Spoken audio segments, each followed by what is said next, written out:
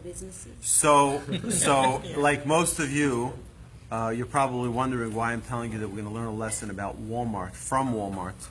So I had an amazing experience today. Like most of you, we're buying our food for Shabbos, and we're getting ready.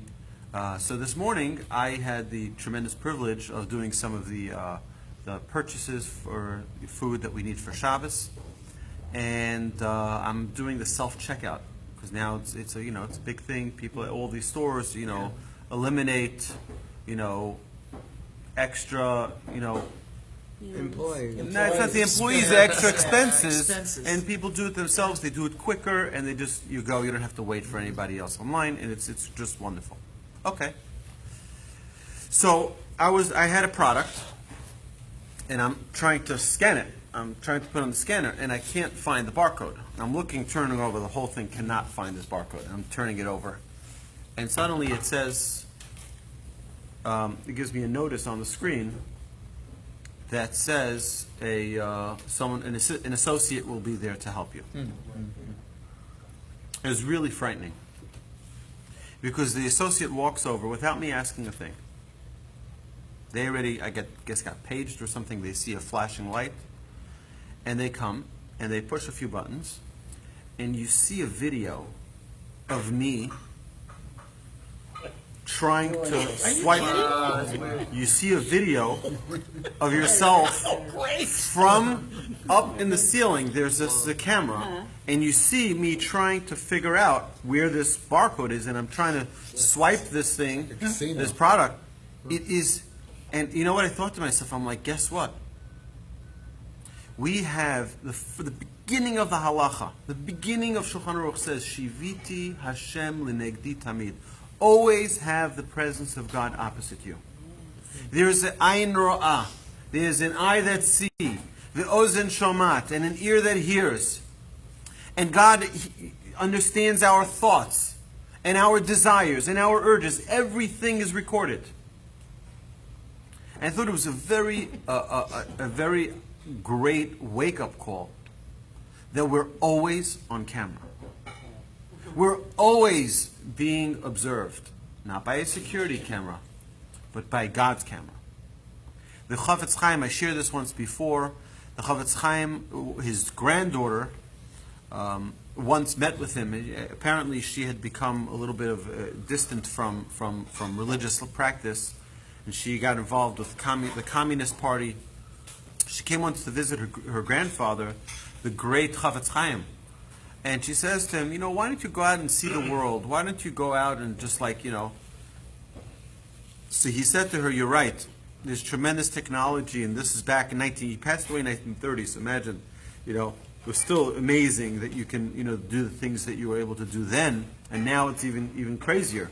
The potential is just incredible. And he said, you're right, they can do amazing things. Amazing things. But there's one thing that with all of the technology they will never be able to make. Anybody know what that is? He said, that's a mensch.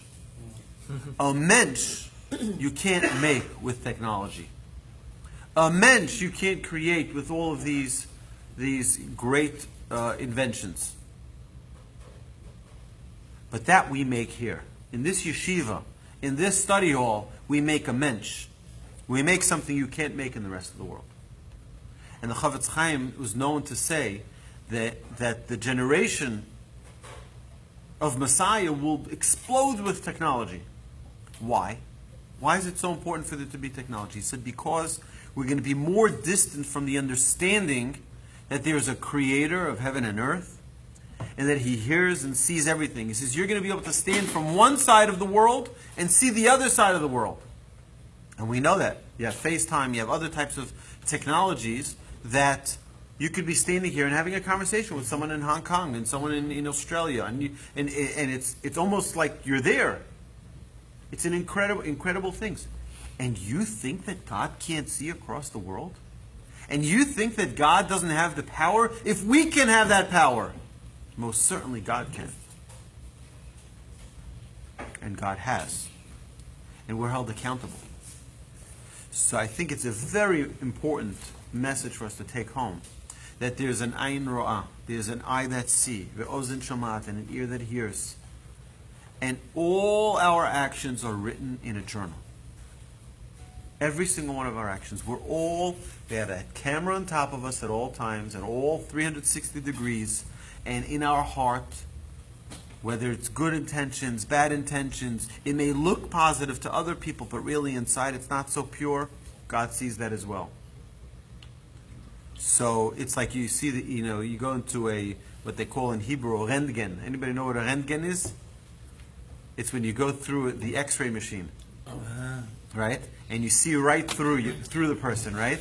We have many clothes we can wear to cover ourselves. We have a lot of things we can cover and hide ourselves with. But you put yourself through that X-ray machine and you see right through everything. God sees right through all of the bluff, through all of the facade. God sees right through it. So hopefully we take a lesson and we become more focused on doing the right thing and being in the right path than just making a nice impression, and hopefully connecting more to the Almighty on a regular basis, not only in our learning but also in our actions, to become more of people who are acting in the way that God wants us to act, not just that we study it, we know it, but we actually implement it and bring it into our lives.